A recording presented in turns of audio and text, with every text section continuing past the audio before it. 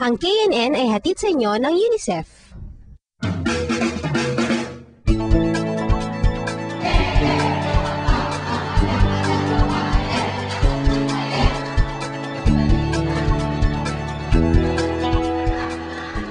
Kilala ang mga Pilipino sa pagiging hospitable. Maasikasa kasi tayo, lalo na sa mga bisita. Pero bukod sa pagiging hospitable, bawat probinsya ay may pinagmamalaking katangian. Sa unang ulat, ipapamana sa atin ng Mountain Province Bureau ang kanilang pagiging matulungin sa kapwa. Isang kaugalian ng pinasa ng mga naunang henerasyon sa mga kabataan ngayon. Panoorin natin ang ulat tungkol sa Og-Og po ng Mountain Province.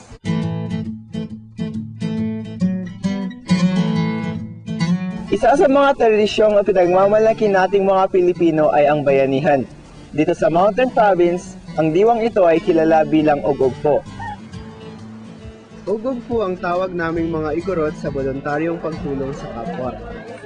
It's part of the community life, especially here in Bontoc, whether it is a calamity, whether it is a festivity, whether it is like a regular activity or say a personal thing like putting up a house. The Og-Og po system is strongly practiced. Isang halimbawa kung saan masasaksihan ng Og-Og po ay sa kasal. Napakaraming paghahanda ang kailangan gawin ng mga ikakasal para sa mga bisita, kaya't kailangan talaga nila ng tulong.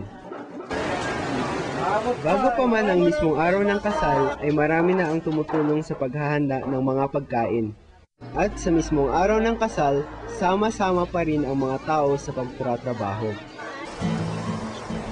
Isa pang halimbawa kung saan makikita ang Og-Og po ay sa panahon ng pag-ani.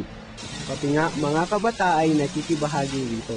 The youth participate very much because without the youth, these old people cannot go on because they are the one who can run from one place to another, run errands sila.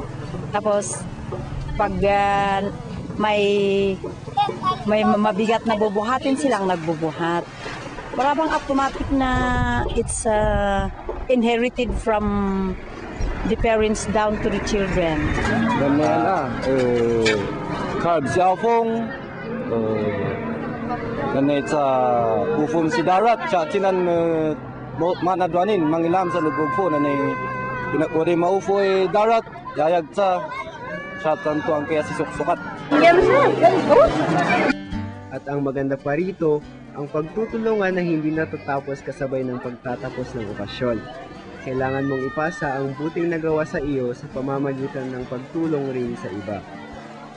There's already that common agreement that they have to repay also the services or the products that they have given to him or to her. Parang give and take relationship because that is the real essence of Ubuntu. At kung patuloy na susuklian ang nagawang kabutihan, ang diwa ng Og-Og po ay mananatiling buhay dito sa amin.